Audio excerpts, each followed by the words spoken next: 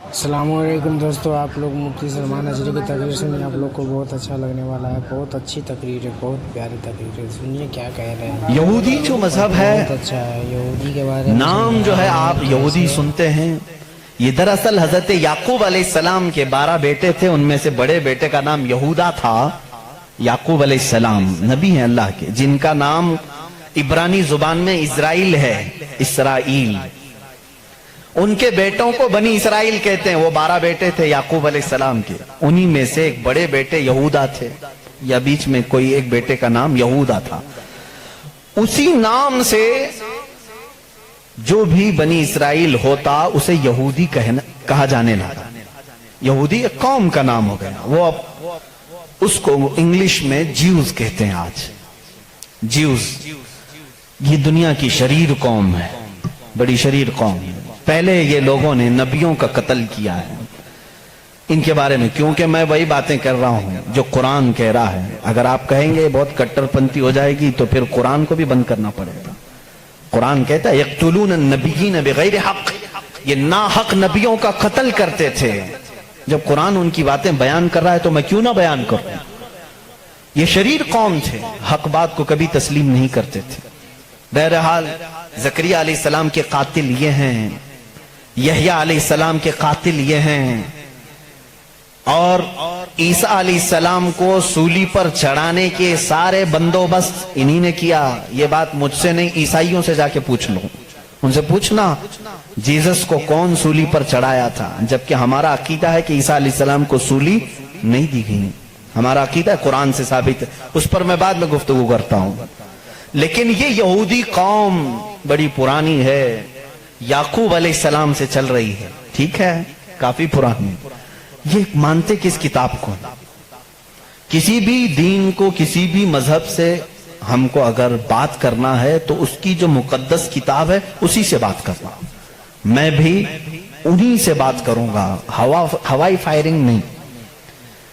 جو مقدس کتاب تمہارے نزدیک ہے اسی کی باتیں اگر میں رکھتا ہوں۔ یہاں محفل میں اتنا وقت نہیں ہوتا، تھوڑی تھوڑی جھلکیاں میں دے کر کے جاؤں گا تاکہ جو ریسرچ اسکالر ہیں وہ اس کو آگے بڑھائیں اور پھر اپنی تحقیق سے لوگوں کے سامنے یہ باتوں کو لائیں۔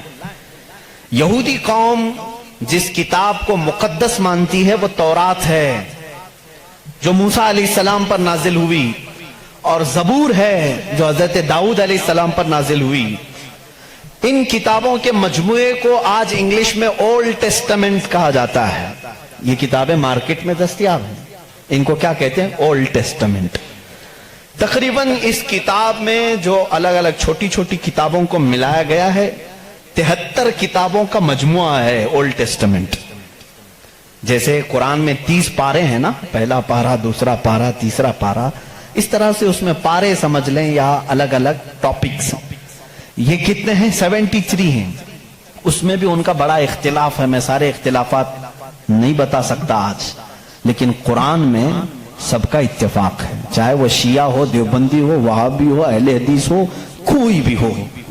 جو عقیدہ ہم رکھتے ہیں اہل سنت و جماعت کے قرآن کے 30 پارے ہیں، سب کا اس بات پر اتفاق ہے۔ لیکن اولڈ ٹیسٹمنٹ پر سب کا اتفاق نہیں، ان میں سے کچھ مذہب 73 مانتے ہیں، کچھ 66 مانتے ہیں، 66 مانتے ہیں، کچھ لوگ 27 مانتے ہیں۔ بہرحال اولڈ ٹیسٹمنٹ میں ایک باب ہے جس کو استثناء کہتے ہیں، ایک پارے کا نام ہے، ایک کتاب کا، ایک جز کا، جس کو ڈیوٹرونومی انگلش میں کہتے ہیں۔ اس میں ایک آیت آئی ہے۔ آیت ظاہر سی بات ہے اللہ کی ہے، آیت اللہ کی ہے اور موسیٰ علیہ السلام پر نازل ہو رہی ہے۔ اللہ تعالیٰ فرما رہا ہے، اے موسیٰ، میں تمہارے بعد تمہارے بھائیوں سے مراد نبیوں میں ایک ایسا نبی بھیجوں گا جو تمہاری ہی طرح سے ہوگا، تمہاری ہی طرح سے ہوگا، لیکن میں اس کے منہ میں اپنی زبان رکھ دوں گا۔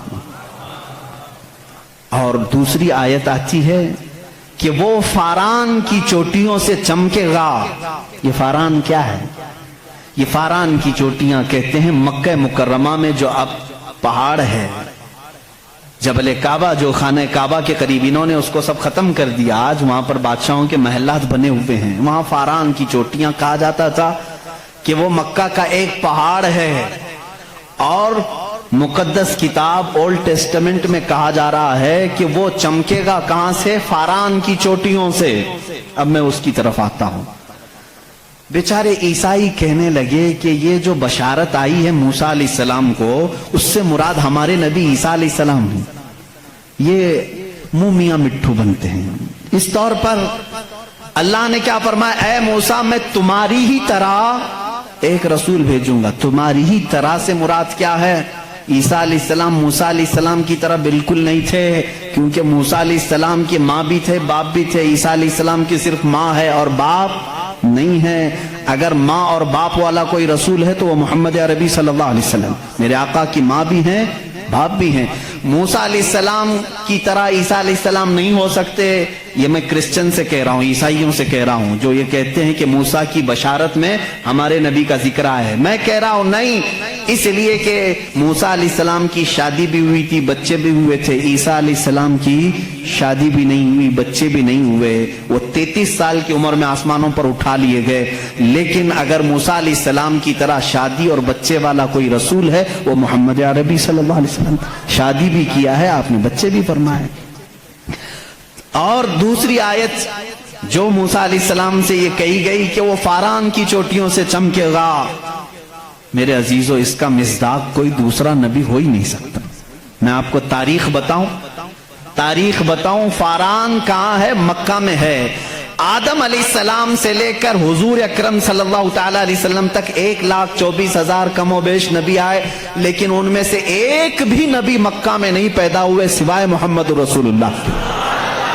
کوئی نبی مکہ میں نہیں پیدا ہوئے، صرف محمد عربی صلی اللہ علیہ وسلم۔ میرے آقا صلی اللہ علیہ وسلم 40 سال تک مکہ مکرمہ میں خاموش رہے، اپنے اخلاق و کردار کو اظہار کرتے ہوئے، لیکن 40 سال کی عمر کے بعد جب اللہ کی وحی آئی، قرآن کی آیتیں آئی، تو سب سے پہلے میرے آقا صلی اللہ علیہ وسلم نے پورے مکہ والوں کو ایک دعوت دے کر جمع کیا تھا۔ کہاں جمع کیا؟ یہی فاران کی چوٹیوں میں۔ یہ پہلا مجمع ہے، پہلا جلسہ ہے میرے آقا کا۔ اسی جلسے میں میرے آقا نے سب سے پہلی مرتبہ یہ اعلان کیا، اے مکہ والو، میں محمد اللہ کا آخری رسول ہوں۔ حضور اکرم صلی اللہ تعالی علیہ وسلم کا یہ فرمان عالی شان ہی، جس کو موسیٰ علیہ السلام کی تورات میں کہا گیا کہ وہ فاران کی چوٹیوں سے چمکے گا، الحمدللہ وہ رسول فاران کی چوٹیوں سے جو چمکا وہ آج تک چمک رہا ہے۔ چمک تجھ سے پاتے ہیں سب پانے والے، میرا دل بھی چمکا دے چمکانے والے، برستا نہیں دیکھ کر ابر رحمت، بدوں پر بھی برسا دے برسانے والے۔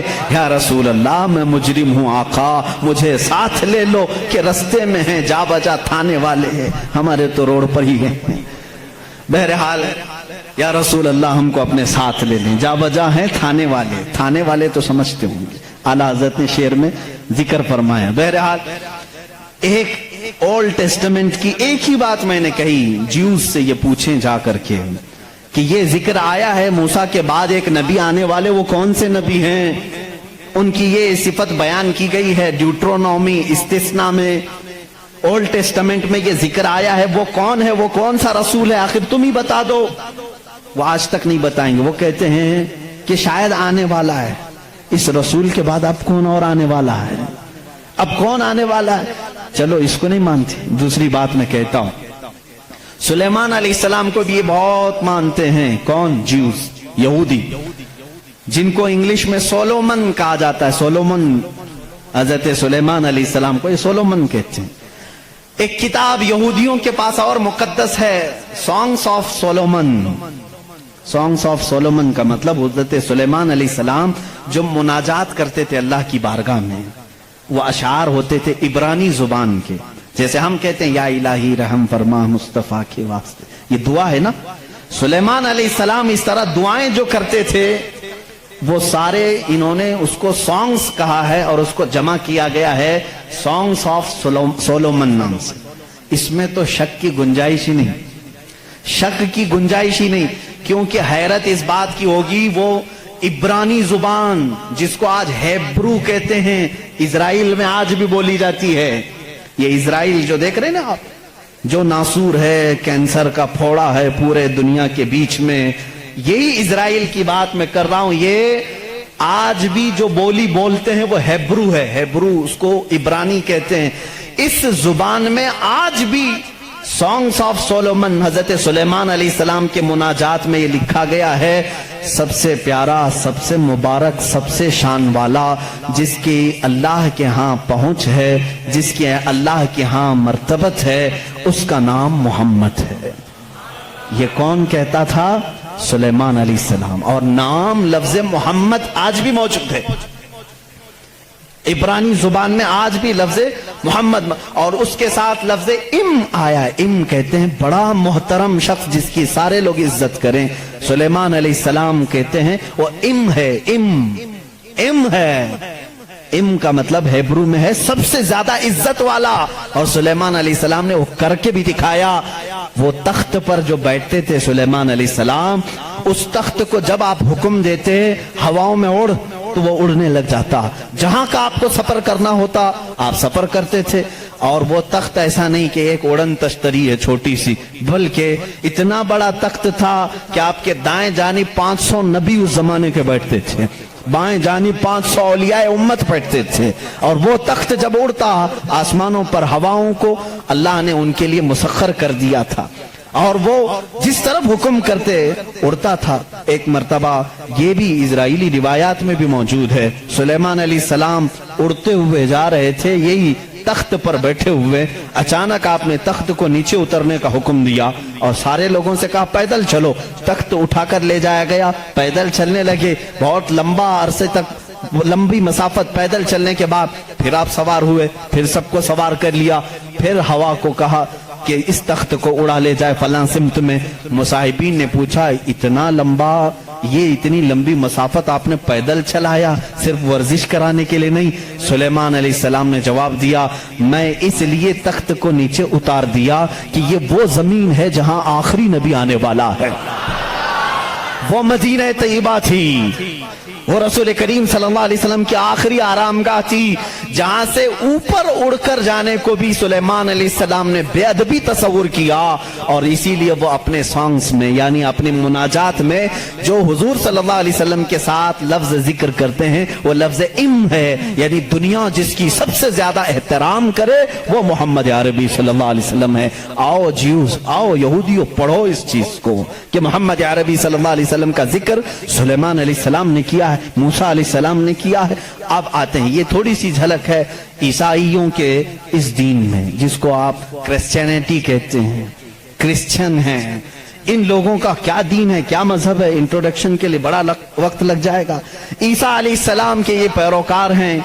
ईसा अलैहिस्सलाम को ये जीसस कहते हैं, और उसको यसू मसीह भी कहा जाता है उर्दू में, जीसस। लेकिन ईसाई बाद में चल करके गुमराह हुए, शुरू के ईसाई गुमराह नहीं थे। ईसा अलैहिस्सलाम आए दुनिया में अल्लाह के रसूल बनकर, और जिन लोगों को भी ईसा अलैहिस्सलाम ने तबलीग की, वो हक की तबलीग थी, अल्लाह एक है, मैं उसका नबी हूं। लेकिन बाद में चल करके हुआ क्या, कुछ ईसाई गुमराह हुए। इनको गुमराह करने वाले भी यहूदी थे। यहूदी ईसा अलैहिस्सलाम को मानते नहीं थे, वो गालियां देते थे। हजरत ईसा अलैहिस्सलाम के मुतालिक बुरे बुरे जुमले कहते थे, क्योंकि वो बगैर बाप के पैदा हुए, लेकिन वो अल्लाह की मशीयत थी, हुक्म था। लेकिन मरियम, सैयदा बीबी मरियम, जिनको अजरा कहा गया है, उनको किसी मर्द ने छुआ नहीं, कभी जिंदगी में छुआ नहीं, लेकिन फिर भी वो हमला हुई, किसी मर्द से नहीं, किसी ने उनको टच नहीं किया। अल्लाह रब्बुल इज्जत ने जिब्राइल अलैहिस्सलाम को सिर्फ हुक्म दिया, फूंक मारो। जिब्राइल अलैहिस्सलाम ने फूंक दिया और वह हमला हुई। इसीलिए ईसा अलैहिस्सलाम को रूहुल्लाह कहा जाता है, रूहुल्लाह कहा जाता है, वह अल्लाह की निशानी है।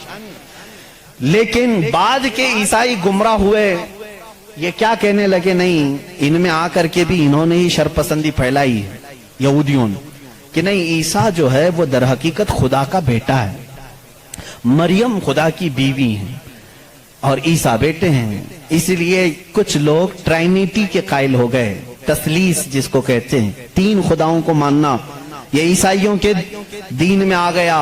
ये तीन तीन खुदा मानने लग गए। एक अल्लाह को भी मानते हैं, दूसरे रूह मुकद्दस को बाज लोग, और बाज लोग बीबी मरियम को खुदा कहते हैं, तीसरे हजरत ईसा अलैहिस्सलाम जीसस गॉड कहते हैं।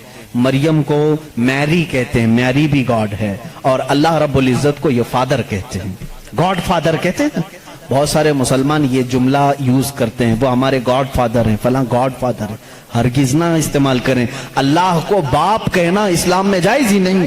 वो लम यलिद वलम यूलद, ना उससे कोई पैदा हुआ ना वो किसी से पैदा हुआ।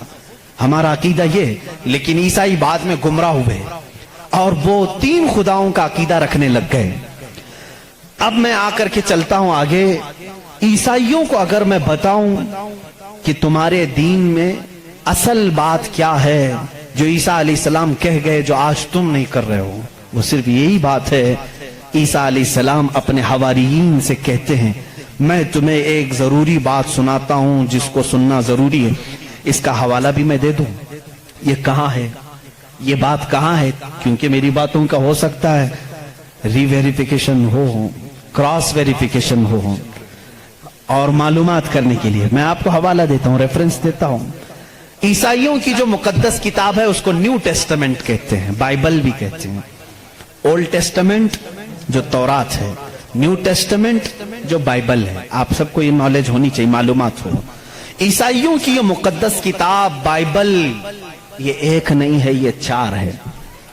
4 हिस्से हैं इसके, क्योंकि ईसा अलैहिस्सलाम के 4 शागिर्दों ने लिखा है। बाइबल के 4 नुस्खे आज भी मार्केट में हैं। बाइबल मत्ती की, जिसको मैथ्यू कहते हैं इंग्लिश में, बाइबल लोका की, जिसको लोक्यो कहते हैं, बाइबल मिरकस की, जो अरबी में मैं कह रहा हूं उसको मार्क्यूस कहते हैं, और यूहन्ना की, जिसको जॉन कहते हैं। जैसे जॉन जोसेफ कहते हैं, जॉन इब्राहिम को अब्राहम कहते हैं। ये तमाम वही अल्फाज हैं जिनको इंग्लिश में तब्दील कर दिया गया है। बात बहुत सूखी तो नहीं हो रही हूं आपके लिए, ये नॉलेज की जरूरत है। मैं इल्म के लिए ये बात जरूर आज करना चाहता हूं। मोहम्मद हमारे बड़ी शान वाले हैं। मेरे आका सल्लल्लाहु तआला अलैहि वसल्लम का तज़किरा आखिर अल्लाह ताला पुरानी किताबों में कैसे नहीं करेगा? वही अव्वल हैं, वही आखिर हैं। तो अव्वल हमेशा से उसकी का वजूद दुनिया में रहेगा ही रहेगा। तो बाइबल के ये जो 4 नुस्खे हैं, अब इन 4 नुस्खों में से मैं सबकी बात नहीं करूंगा। जो बाइबल यूहन्ना की है, जिसको जॉन कहते हैं, जॉन जो बाइबल है उसके अंदर ये तहरीर है, ये आयत है जिसमें ईसा अलैहिस्सलाम कह रहे हैं, ऐ मेरे हवारियों, ऐ मेरे चाहने वालों, मैं तुम्हें एक वसीयत करके जा रहा हूं। वो करना मुझे तुम्हारे लिए जरूरी है कि मेरे बाद एक रसूल आएगा जो तुम्हारी मदद करेगा। लोग मुझ पर इल्जाम लगाएंगे, वो मेरी पाकी बयान करेगा। लोग मेरी माँ को बुरा कहेंगे, वो मेरी माँ को ताहिरा कहेगा, पाकीज़ा कहेगा। और मेरे बाद एक नबी आएगा, तुम सब उसके इंतजार में रहना और उसके इंतजार में रहना और उसके ताउन में रहना। लोगों ने पूछा, हम उसको कैसे पहचाने, उसको कैसे पहचाने, वो कहां से आएगा, कैसे आएगा? ईसा अलैहिस्सलाम ने वो भी हल्का कर दिया और कहा, उसकी एक अलामत ये है, जब तक मैं दुनिया से जाऊंगा नहीं वो आएगा नहीं। जब तक मैं दुनिया से जाऊंगा नहीं वो आएगा नहीं। पूछा क्यों? कहा इसलिए कि उसके जमाने में दूसरा कोई नबी होगा ही नहीं, क्योंकि वो खातमुन नबीयीन। अल्लाह अल्लाह, इन ईसाइयों से कादियानियों को सीखना चाहिए। उनका अकीदा तो ये था। ईसा अलैहिस्सलाम ये अपने हवारियीन से कह रहे हैं, जॉन बाइबल की किताब, इसमें ये तहरीर मौजूद है, ये इबारत मौजूद है। और उसमें लोगों ने पूछा, हम उसको कैसे पहचाने, क्या है उसकी निशानियां, क्या हैं? तो एक यूनानी वर्ड है, आज भी बाइबल में है, पेरिक्लेटोस नाम से, इंग्लिश में इसको पेरिक्लेटोस कहते हैं। ये लफ्ज आज भी किताबों में मौजूद है, आज भी है। और इन जालिमों ने उसका तर्जुमा अलग अलग किया। ईसा अलैहिस्सलाम ने कहा था कि वो पेरिक्लेटोस होगा, तुम उसको पहचानोगे। तो इसका तर्जुमा ये लोग करते हैं, वो ऐसा होगा वैसा होगा, बल्कि حقیقت میں یہ یونانی ورڈ کا ترجمہ ہوتا ہے نہایت ہی رحم دل، بلکہ ہر انسان کے لیے وہ رحمت ہوگا، ہر انسان کے لیے رحمت ہوگا، بلکہ اس کے ترجمے میں پیریکلیٹس کے ترجمے میں کہا گیا ہے جو جانوروں سے بھی اچھا سلوک کرے، جو کائنات کی ہر چیز سے اچھا سلوک کرے، اسے پیریکلیٹس کہا جاتا ہے۔ اب اس کا مصداق قرآن کی آیت میں ہے وَمَا أَرْسَلْنَاكَ إِلَّا رَحْمَةً لِّلْعَالَمِينَ، اس رسول ہی کو اللہ نے رحمت کہا ہے جس کو عیسیٰ علیہ السلام کی اس بائبل میں کہا گیا پیریکلیٹس ہوگا، وہ رحمت ہوگا۔ عیسائی آج بھی لوگوں کو گمراہ کر رہے ہیں، ان کے بڑے، کیونکہ اگر وہ کہہ دیں گے کہ پیریکلیٹس رحمت والا وہ مدینے والا ہے تو ان کا دھندا بند ہو جائے گا، یہاں کون آئے گا پاؤں چومنے، سب کے سب پھر مدینے کا رخ کریں گے، اسی لیے چھپاتے ہیں، لیکن ہم بتاتے رہیں گے انشاءاللہ۔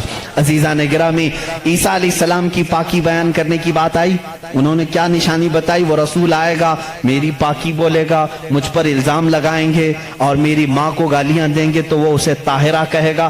آؤ میں آپ کو حضور صلی اللہ تعالی علیہ وسلم کے زمانے تک پوری ہسٹری بتا دوں، 550 سال کی۔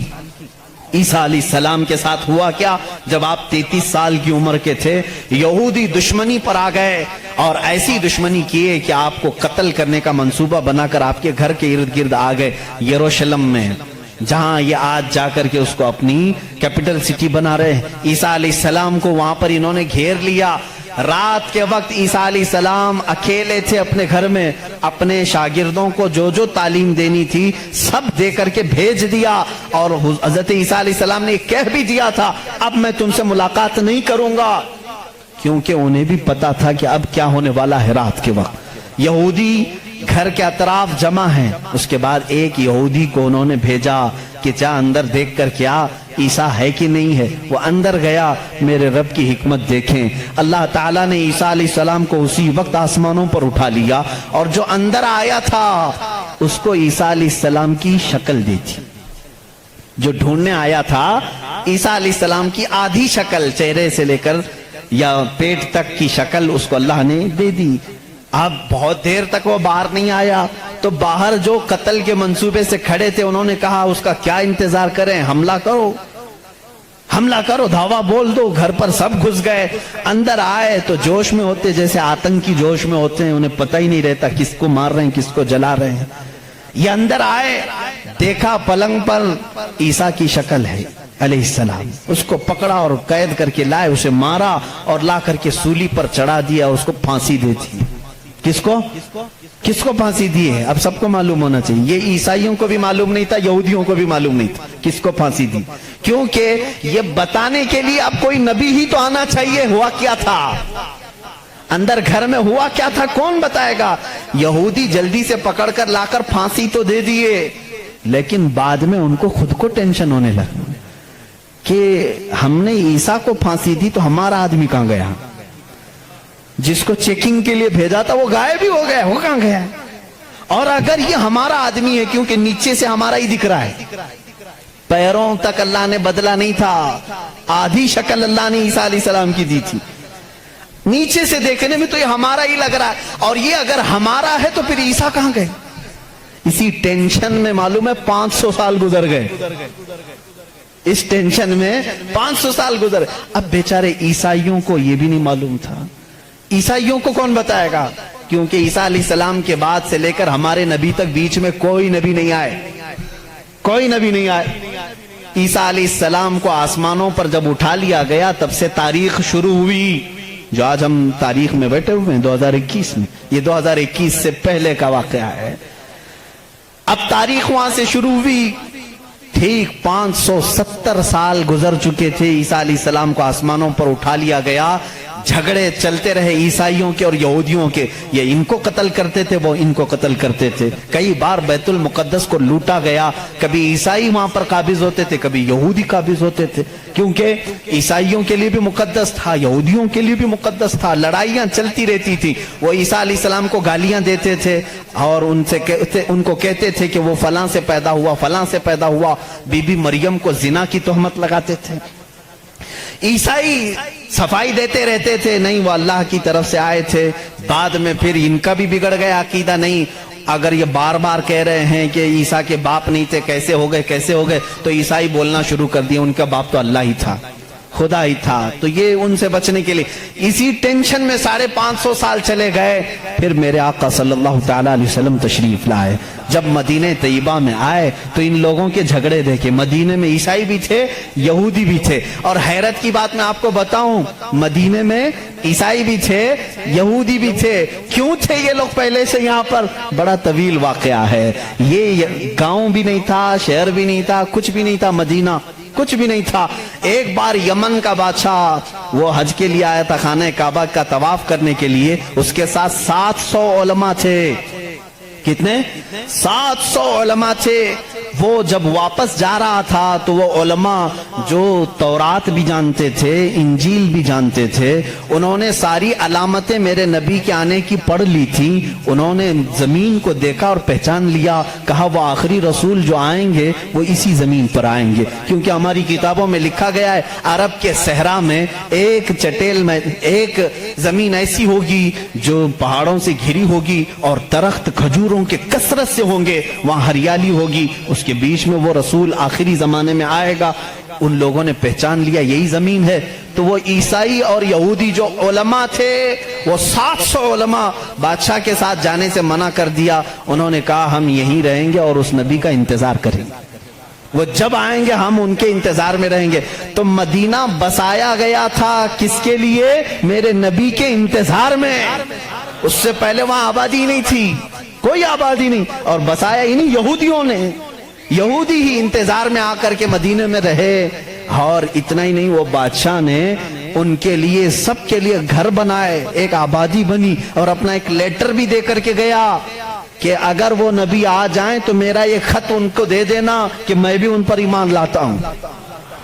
اس واقعے کو کئی 100 سال گزر گئے لیکن وہ خط محفوظ تھا. جب رسول کریم صلی اللہ علیہ وسلم مدینہ ہجرت کر کے آئے تو آپ سب کو معلوم ہے، میں طوالت میں نہیں جاتا، تفصیل میں نہیں جاتا. حضور پاک صلی اللہ علیہ وسلم کو ہر کوئی اپنے گھر بلا رہا تھا. حضور نے کیا فرمایا؟ میری اونٹنی پر چھوڑ دو، یہ جہاں بیٹھے گی وہاں میں قیام کروں گا. اونٹنی کہاں بیٹھی؟ حضرت ابو ایوب انصاری کے گھر پر. اسی صحابی کے گھر کیوں بیٹھی؟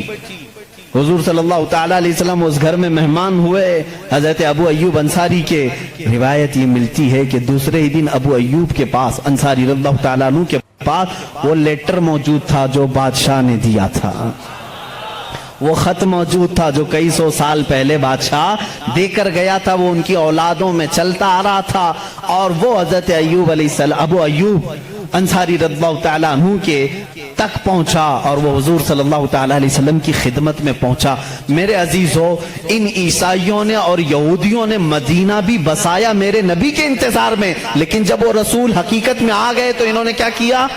ایمان لانے سے انکار کر دیا. نہیں مانے، کیونکہ اس وقت دھندا زوروں پر تھا. لوگوں کو جو بیوقوف بنانے کا دھندا ہے وہ بابا گیری میں بہت زیادہ تھے. عیسائی بھی اور یہودی بھی لوگوں کو پاگل بنانا، ان سے پیسے ایٹھنا، یہ کاموں میں مصروف تھے. اگر وہ نبی کی طرف لوگوں کو کہہ دیں یہی آخری رسول ہے، یہاں کیسے چلے گا پھر کام؟ اس لیے وہ انکار کر گئے.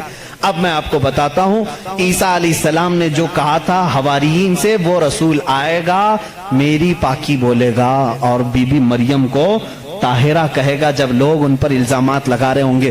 میرے آقا صلی اللہ تعالیٰ علیہ وسلم جب مدینہ تشریف لائے تو دیکھا یہودی اور عیسائی آپس میں لڑتے ہیں. یہ ان کو تانا مارتے ہیں، وہ ان کو تانا مارتے ہیں. کسی کو حقیقت کا علم ہی نہیں تھا. آخر ان کو سولی دی گئی یا قتل کیا گیا، کیا ہوا کسی کو نہیں معلوم تھا. پہلی مرتبہ میرے آقا صلی اللہ علیہ وسلم پر قرآن کی آیت آئی. اللہ رب العزت نے فرمایا بل رفعہ اللہ الیہ. یہ لوگ آپس میں جھگڑتے ہیں. ان کو یہودی کہتے ہیں ہم نے سولی پر چڑھا دیا، پھانسی دے دی. عیسائی کہتے ہیں نہیں، وہ غائب ہو گئے ہیں، آئیں گے. اے نبی آپ فرما دیں، نہ عیسائی صحیح کہہ رہے ہیں نہ یہودی صحیح کہہ رہے ہیں، بلکہ اللہ نے عیسیٰ کو آسمانوں پر اٹھایا ہے. میرے آقا صلی اللہ علیہ وسلم نے سب سے پہلی مرتبہ یہ بیان کیا اور پھر یہودیوں سے کہا اے یہودیوں، تم ہرگز بی بی مریم کی طرف انگلی نہ اٹھانا، اس لیے کہ وہ بتول ہیں، وہ عذرا ہیں، انہیں کسی بشر نے چھوا تک نہیں. عیسیٰ علیہ السلام جو پیدا ہوئے وہ اللہ کی نشانی ہے. اب مجھے بتاؤ، عیسائیوں کے اوپر 500 سال سے یہ غلاظت ڈال رہے تھے. کون؟ یہودی. 500 साल से गालियां दे रहे थे। इन ईसाइयों को एहसान मानना चाहिए मेरे रसूल पाक का। मेरे रसूल करीम सल्लल्लाहु ताला अलैहि वसल्लम ने सैयदना ईसा अलैहिस्सलाम की तहारत बयान की कि वो अल्लाह के बेटे नहीं है, वो पाकीज़ा हैं, वो अल्लाह की मखलूक हैं। और दूसरी तहारत बयान की सैयदा बीबी मरियम की कि वो पाकीज़ा है, ताहिरा है, बतूल है, अजरा है। अब ईसाइयों को ये तस्लीम करना चाहिए कि हमको यहूदियों के इन इल्जामात से अगर किसी ने बचाया है तो वो मोहम्मद रसूलुल्लाह है। ईसाइयों की किताब में ये सारी चीजें मौजूद हैं मेरे अजीजों। अब यहाँ पर बात बहुत ज्यादा है, मैं आपको मुख्तसर लेकर के जा रहा हूँ। दुनिया के जो बड़े मज़ाहिब हैं, जो बड़े रिलीजियन हैं, उनमें से यहूदी भी हैं, ईसाई भी हैं। तीसरे नंबर पर अगर मैं बुद्ध मत का जिक्र करूं, बुद्धा जिसको गौतम बुद्ध कहते हैं, इस दीन का बानी, इस दीन का फाउंडर, इस दीन का मौजिद गौतम बुद्ध, उसकी तालीमात, उसकी किताबें आज भी मौजूद हैं। किताबें जो दसातीर कहलाती हैं, गौतम बुद्ध की किताबों में अखलाक ज्यादा सिखाए गए हैं, तसव्वुफ ज्यादा सिखाया गया है, दुनिया से किनारा कशी ज्यादा सिखाई गई है। जैसे आज भी गौतम बुद्ध के मानने वाले ये कहते हैं, ईसाइयों में जिस तरह फिरके हुए, इसी तरह बुद्ध मत में भी फिरके हुए। इसमें से जैसे कुछ नंगे रहने वाले, कुछ लोग कपड़े पहनने वाले, कुछ पूरी दुनिया को छोड़ने वाले, कुछ दुनिया में से थोड़ा चखने वाले, सब तरह के हुए। लेकिन गौतम बुद्ध की जो तालीमात थी वो दुनिया से किनारा कशी के लिए थी। गौतम बुद्ध दुनिया का एक बड़ा, उस जमाने में पैरोकार जिसके रहे हों, ऐसा शख्स था। अब उसकी एक किताब जो उसके एक शागिर्द ने लिखी है, उसकी तालीमात को जमा किया है, जिसको कहते हैं चकावती सनन्ना, ये किताब है। उस किताब में गौतम बुद्ध तालीम दे रहा है, कहता है कि ऐ मेरे चाहने वालों, ऐ मेरे मुरीदों, ऐ मेरे शागिर्दों, सुनो मैं तुम्हें एक बड़ी बात बताता हूं। कहा मैं एक ही बुद्धा नहीं हूं, दुनिया में एक बहुत बड़ा बुद्धा आएगा। बुद्धा कहते हैं पाकीज़ा और मुकद्दस आदमी को, मुकद्दस आदमी को बुद्धा उस जुबान में कहा जाता है। एक और एक बड़ा बुद्धा आएगा और वो तबलीग करेगा।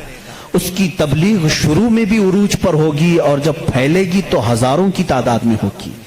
उसने कहा जिस तरह मेरे शागिर्द सैकड़ों में हैं, उसके शागिर्द लाखों में होंगे। बुद्धा ने कहा गौतम बुद्ध ईसा अलैहिस्सलाम से भी 700 साल पहले का है। 700 साल पहले ईसा अलैहिस्सलाम से, मैं तो ईसा अलैहिस्सलाम का जिक्र कर चुका अभी। गौतम बुद्ध की तालीमात में ये है, किताब आज भी है चकावती सनन्ना जिसका मैं जिक्र कर रहा हूं, जिसमें एक लफ्ज उसने कहा कि एक शख्स आएगा जो लोगों के दिलों को बदल देगा, लोगों को बुरे अखलाक से निकालेगा, वो शराब को मना करेगा और वो लोगों की जानों को बचाएगा, वो औरतों की इज्जत करेगा और वो निहायत ही हसीन व जमील होगा। ये सब अल्फाज मौजूद हैं।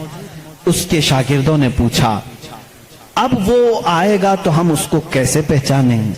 उसने भी एक लफ्ज कहा, उसने कहा वो मैत्रिया होगा।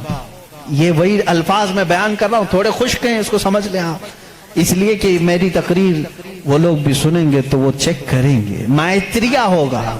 गौतम बुद्ध कहता है वो आएगा, वो उसको मैत्रिया कहेंगे, मैत्रिया कहेंगे। मैत्रिया का अब लफ्ज का तर्जुमा निकालना पड़ेगा कि क्या है ये, हकीकत में इसका माना क्या है। मैत्रिया का जब अरबी में ट्रांसलेट किया गया तो उसको कहा गया रहमतुल लिल आलमीन। उसने कहा उसको कहा जाएगा मैत्रिया। मैत्री का मतलब हुआ सारे जहानों के लिए जो रहमत होगा। मुझे बताओ मेरे अजीजों, सारे जहानों के लिए रहमत मेरे नबी के अलावा कौन बनकर आया?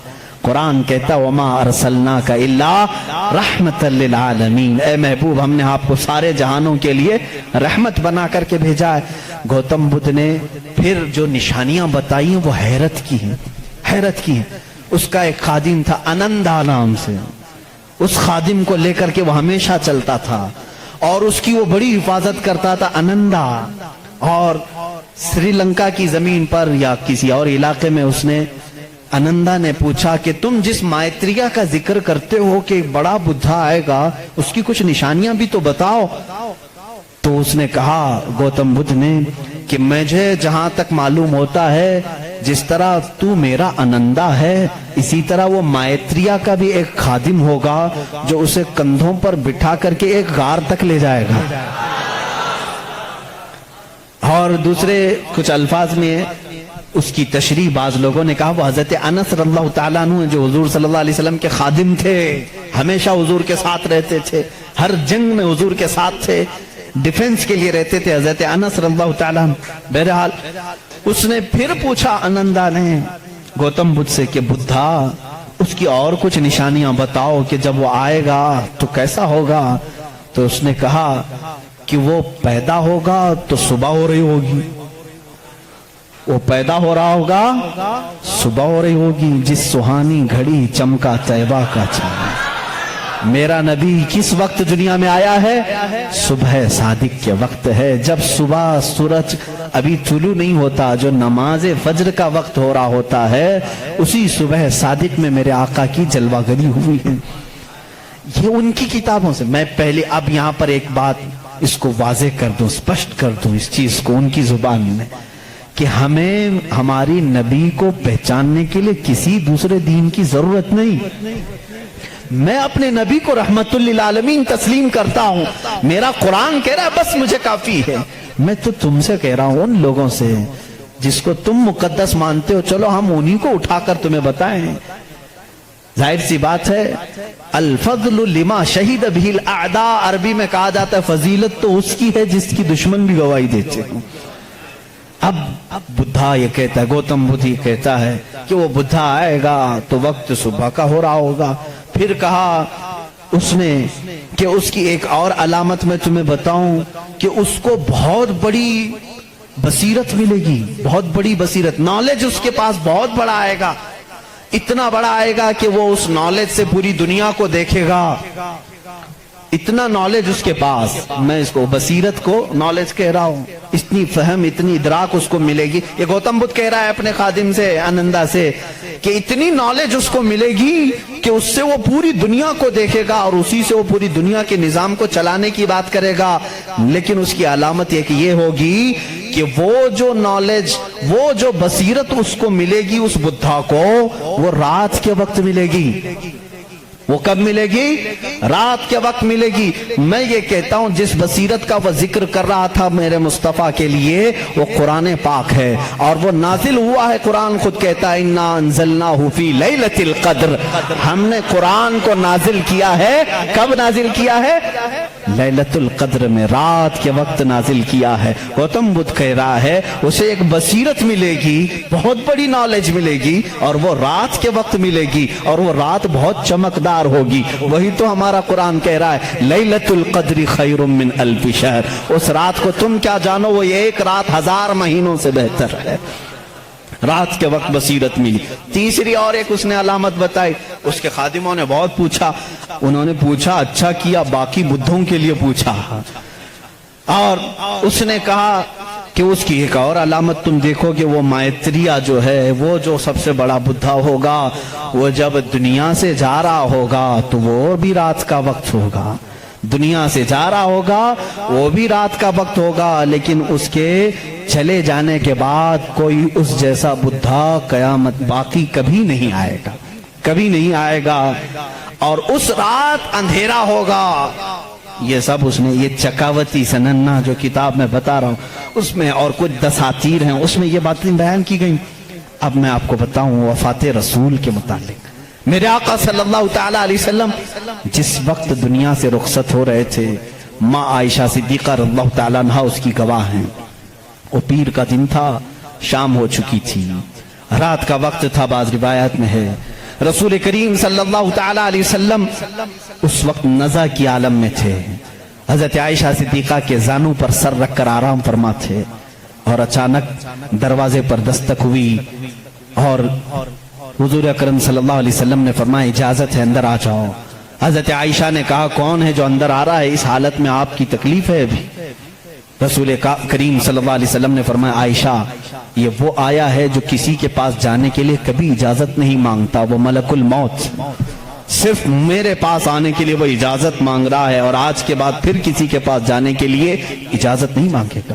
میں نے اجازت دے دی، ملک الموت آئے، رسول کریم صلی اللہ تعالیٰ علیہ وسلم کی روح پاک کو نکالا، رب اعلیٰ کے پاس لے گئے۔ یہ حضور کی وفات کے آخری اوقات، وہ بڑے غمگین ہیں، میں پھر جذبات میں ڈوب جاؤں گا۔ حضور اکرم صلی اللہ تعالیٰ علیہ وسلم جب وفات پائے، حضرت عائشہ صدیقہ رضی اللہ تعالیٰ عنہا کو خبر ہی نہیں تھی اس چیز کی، وہ باتیں کرتے ہوئے مصروف تھی۔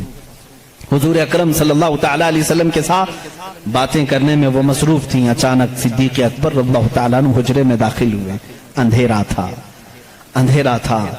حضور اکرم صلی اللہ علیہ وسلم کے جسم اقدس کے پاس جیسی آئے، حضرت صدیق اکبر نے محسوس کر لیا کہ اللہ کے آخری رسول اب دنیا سے پردہ فرما چکے۔ آپ اپنے آنسوؤں کو ضبط نہ کر سکے، آپ نے انا للہ پڑھا اور سیدھے میرے آقا کے ماتھے کو بوسہ دیا، اور اس کے بعد روتی ہوئی آنکھوں سے صدیق اکبر نے کہا واللہ لن یجمع الموتین، اللہ کی قسم اب اللہ تعالیٰ دوسری موت کبھی آپ پر نہیں لائے گا۔ ایک موت آنی تھی وہ آ گئی، اے رسول اب دوسری موت کبھی نہیں آئے گی۔ حضرت عائشہ نے یہ سن کر کے فوراً استعجاب کا اظہار کیا۔ وہ کہتی ہیں اس وقت تک انہیں احساس نہیں ہوتا کہ یہ آقا رسول کریم صلی اللہ تعالیٰ علیہ وسلم دنیا سے پردہ کر چکے ہیں۔ حضرت عائشہ کو انہوں نے اٹھایا، میرے آقا صلی اللہ تعالیٰ علیہ وسلم کے جسم ناز کو جب انہوں نے سلایا، جانتے ہو یہ وہ رات تھی۔ حضرت عائشہ کہتی ہیں میرے حجرے میں حضور کا یہ آخری دن تھا، لیکن سوئے اتفاق کہ اس رات میرے گھر میں چراغ جلانے کے لیے تیل بھی نہیں تھا۔ یہ روایت مشہور ہے۔ جس رات رسول کریم صلی اللہ علیہ وسلم کی وفات ہوئی وہ اندھیری رات تھی، اور اندھیرا کیوں نہ ہو جب سورج غروب ہو جائے، جب آفتاب غروب ہو جائے تو اندھیرا کیسے نہ ہو۔ لیکن میرے عزیزوں اس بات کو میں یہاں بتانا چاہتا ہوں، بدھزم میں یہ بات بتائی گئی۔ گوتم بدھ نے یہ خود کہا کہ وہ مائتریا آئے گا تو روشن ہوگا، جب وہ جا رہا ہوگا تو نہایت ہی اندھیرا ہوگا، روشنی نہیں ہوگی، لیکن اس کا چہرہ چمک رہا ہوگا۔ عزیزان گرامی مجھے بتاؤ جتنی علامتیں اس نے بتائی ہیں یہ میرے نبی کے علاوہ کس کی ذات میں پائی جاتی ہیں؟ اور بھی دیگر مذاہب ہیں دنیا کے، وقت نکل گیا۔ زردشتی مذہب جو مجوسی ہیں ان کی بھی کتاب ہے زندہ وسطہ نام سے، یہ فارسی کے لوگ تھے، ایرانی الاصل تھے، آگ کی پوجا کرتے تھے۔ ان کی کتاب میں بھی لکھا ہے، پارسیوں کی کتاب میں لکھا گیا ہے کہ ایک نبی آئے گا جو عرب میں پیدا ہوگا، وہ آگ کو بجھا دے گا اور کعبے کی طرف سارے لوگوں کے منہ کو موڑ دے گا۔ اس نے کہا اس وقت تک لوگوں کا قبلہ کعبہ نہیں تھا، بیت المقدس کی طرف منہ کر کے پڑھتے تھے۔ زندہ وسطہ کتاب یہ پارسیوں کی کتاب ہے جس میں یہ زردشتی مذہب کو مانتے ہیں۔ وہ اس میں بشارت دی گئی ہے ایک نبی آئے گا، عرب میں پیدا ہوگا، آگ کو بجھا دے گا اور سارے لوگوں کا منہ کعبے کی طرف پھیر دے گا۔ مجھے بتاؤ کعبے کی طرف کسی اور نبی نے نہیں پھیرا، بلکہ مصطفیٰ کریم صلی اللہ تعالیٰ علیہ وسلم جب مدینہ طیبہ تشریف لائے اس وقت بھی لوگوں کا قبلہ بیت المقدس تھا، بیت المقدس قبلہ تھا۔ حضور صلی اللہ علیہ وسلم 17 مہینے تک بیت المقدس کی طرف منہ کر کے نماز پڑھاتے رہے مدینہ طیبہ میں۔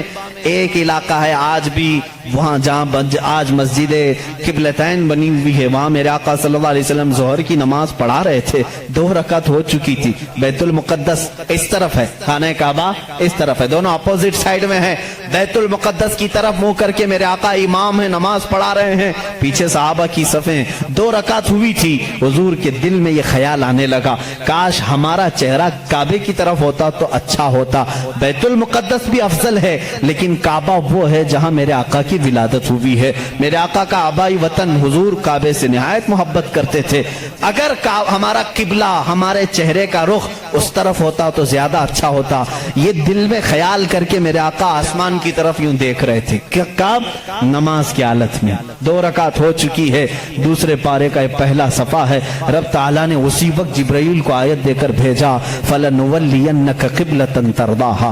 آیت کہتی ہے قَدْ نَرَا تَقَلُّبَ وَجْهِكَ فِي السَّمَاءِ. اے محبوب, ہم آپ کا آسمان کی طرف چہرہ اٹھانا دیکھ رہے ہیں, ہم انقریب آپ کے چہرے کو اسی طرف پھیریں گے جہاں آپ کی خوشی ہے. اتنی آیت ہی نہیں آئی, اتنی آیت نہیں آئی, اس کے فوراً بعد اسی آیت میں جبرائیل امین یہ آیت لے کر کے آئے, فَوَلِّ وَجْهَكَ شَطْرَ الْمَسْجِدِ الْحَرَامِ. اے نبی, دیر کس بات کی, اثر میں نہیں, ابھی آپ اپنا چہرہ کعبے کی طرف فرمائیں. خانہ کعبہ کی طرف سارے لوگوں کا قبلہ بدل گیا. دیکھو اس رسول کی 2 رکعت بیت المقدس کی طرف ہوئی, آپ پھر گئے, صحابہ پھر پیچھے حضور کے آ گئے. بلکہ ایک روایت میں حضور صلی اللہ علیہ وسلم چل کر کے آگے آئے, آپ امام تھے اور صحابہ پھر صفیں.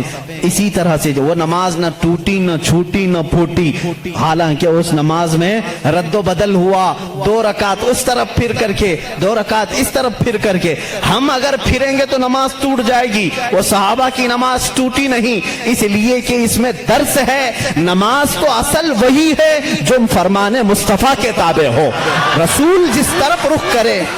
اور صحابہ کا یہ مذہب بھی تھا. کچھ صحابہ بیان کر رہے ہیں, بخاری شریف کی حدیث ہے, مسلم میں حدیث ہے.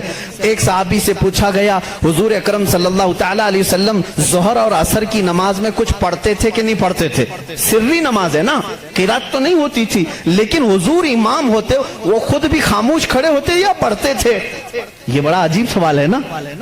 اب ظہر کی نماز میں حضور کچھ پڑھتے بھی تھے کہ نہیں پڑھتے تھے؟ سب امام خاموش رہتے ہیں, لیکن آپ نے کبھی پوچھا امام صاحب آپ خاموش تو ہیں, سیدھے منہ بند کر کے کھڑے رہتے ہیں یا کچھ آپ ہلکے ہلکے میں پڑھتے ہیں؟ صحابہ سے کسی نے پوچھا, کچھ صحابہ نے کہا نہیں حضور پڑھتے ہیں. سنائی تو کسی کو نہیں دیتا تھا. اس صحابی سے پوچھا گیا کیسے معلوم حضور نماز میں پڑھتے ہیں؟ کہتے ہیں حضور اکرم صلی اللہ علیہ وسلم کی داڑھی ہلتی ہوئی ہم نماز میں دیکھتے تھے. حضور پاک کی داڑھی ہلتی تھی, اس کی علامت ہے کہ حضور کچھ تلاوت کرتے تھے. اب اس صحابی سے پوچھو آپ کا چہرہ کس طرف ہوتا تھا؟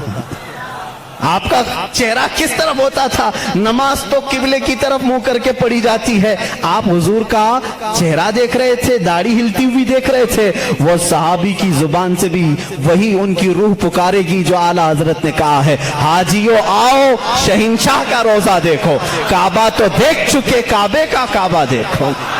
غور سے سن تو رضا, کعبے سے آتی ہے صدا, میری آنکھوں سے میرے پیارے کا روزہ دیکھو. کعبے کا وہ کعبہ ہے, صحابہ اکرام دیکھتے تھے. تو میں یہاں پر بات یہ کر رہا تھا, زردشتی مذہب میں, پارسیوں کے مذہب میں جو کتاب ان کی مقدس ہے جس کو زندہ وسطہ کہتے ہیں, اس میں یہ بشارت انہوں نے دی ہے, ایک نبی آئے گا, ایک شخص آئے گا, عرب میں پیدا ہوگا, آگ کو بجھا دے گا اور سارے لوگوں کا منہ پھیر کر کے کہاں کرے گا؟ کعبے کی طرف کر دے گا. انہوں نے جو کہا تھا وہ صحیح کہا تھا. وہ رسول محتشم صلی اللہ علیہ وسلم تشریف لائے, اور جس وقت میرے آقا تشریف لائے تھے ایران میں 1000 سال سے آگ جل رہی تھی, اچانک بجھ گئی. آگ بجھ گئی. سارے کاہن اس دن پریشان تھے, اس آگ کو کبھی ہم نے بجھنے نہیں دیا تھا, آج کیسے بجھ گئی؟ وہی دن تھا 12 ربیع الاول کا, جب کسریٰ بادشاہ کے محل میں درار پڑ گئی. جس محل کے بارے میں اس کا چیلنج تھا کہ اس کو دنیا کی کوئی طاقت گرا نہیں سکتی, وہ آج بھی موجود ہے عراق کے ایک شہر مدائن میں. لوگ کہتے ہیں کسریٰ کا محل, ہم دیکھنے کے لیے بھی گئے ہیں کئی مرتبہ. اس میں بیچ میں سے ایک دیوار ایسی ٹوٹی ہے کہ اندر سے آدمی جا آ سکتا ہے, اتنی بڑی دراڑ ہے.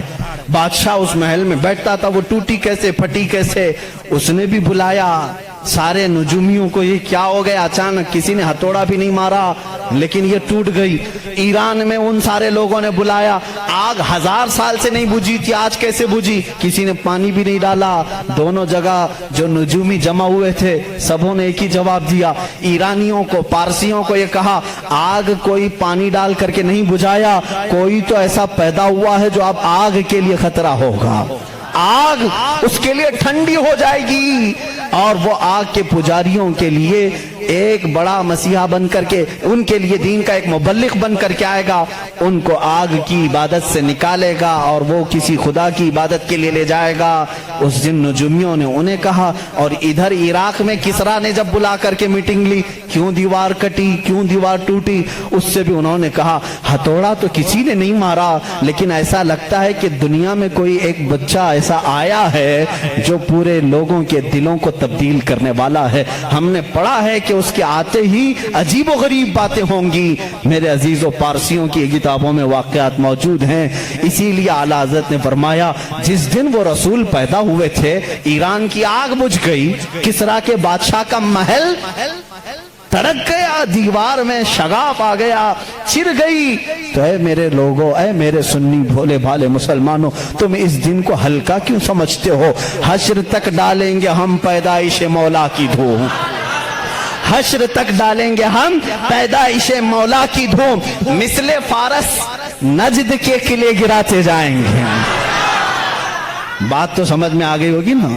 اکثر شعر خود نہ تھے راہ پر اوروں کے عادی بن گئے، کیا نظر تھی جس نے مردوں کو مسیحا کر دیا، مردوں کو مسیحا کر دیا۔ اس رسول سے تمہارا رشتہ ہے، نسبت ہے، ہلکا مت سمجھنا۔ اب میں سمجھتا ہوں جس نوجوان کے اندر یہ فیلنگ آتی ہے پتہ نہیں دنیا مجھے کیا کہے گی، میں داڑھی رکھوں گا، میں ٹوپی پہنوں گا تو کیا سمجھے گی، ایسا نہ سمجھو۔ اگر داڑھی عیب ہوتی تو کائنات کے سب سے حسین چہرے پر داڑھی کبھی نہیں آتی۔ دو جملے آج میری تقریر سے لے کر کے جاؤ۔ دنیا میں سب سے زیادہ حسین کس کو سمجھتے ہو؟ کس کو سمجھتے ہو؟ اور سمارٹ اور ہینڈسم کے لیے داڑھی چھلانا تم کیسے سوچتے ہو؟ داڑھی چھلانے کو ہینڈسم بننا اور سمارٹ یہ ہو ہی نہیں سکتا۔ اگر یہ عیب ہوتا تو سب سے حسین چہرے پر کبھی آتی ہی نہیں، آتی ہی نہیں۔ دنیا کے سب سے حسین چہرے پر داڑھی تھی، اور دنیا کی سب سے مقدس عورت فاطمہ کے سر پر دوپٹہ تھا۔ یہ دو جملے آج میرے کافی ہیں، دو جملے میرے کافی ہیں۔ اگر سب سے زیادہ عزت والی ہونے کے لیے کوئی عورت دوپٹہ کھینچ کر کے ننگے بال گھومتی ہے تو بیوقوف ہے، اس لیے کہ کائنات کی سب سے محترم خاتون جس کے لیے قیامت میں بھی اعلان ہوگا، اے لوگوں اپنی آنکھیں نیچی کرو، فاطمہ بنت محمد جنت کی طرف جا رہی ہیں۔ اس خاتون کو جو عزت ملی ہے اس کے سر پر جب دوپٹہ ہے تو پھر دوپٹہ کمتری کی علامت نہیں ہو سکتا۔ جس کے سر پر دوپٹہ ہے وہ عالی شان ہے، جس کے چہرے پر داڑھی ہے وہ عالی شان ہے، اس لیے کہ میرے رسول کا وہ غلام ہے۔ جب قیامت، جب قبر میں جائے گا، کچھ ہو یا نہ ہو، شکل دیکھ کر کے تو فرشتے یہ کہیں گے صورت یہ لے کر کے آیا ہے جیسے مدینے والے کی تھی، میرے آقا صلی اللہ علیہ وسلم کی تھی۔ سبحان اللہ، کتنی پیاری تقریر تھی۔ آپ لوگ کو پہلے بولے تھے کہ سن کے بہت اچھا لگنے والا ہے اور آپ کو بہت سمجھداری ملے گی اس تقریر سے، اور آپ لوگ چاہتے ہیں ایسے ویڈیو بناتے رہے تو آپ لوگ ہمارے چینل کو فالو کریں، لائک کریں۔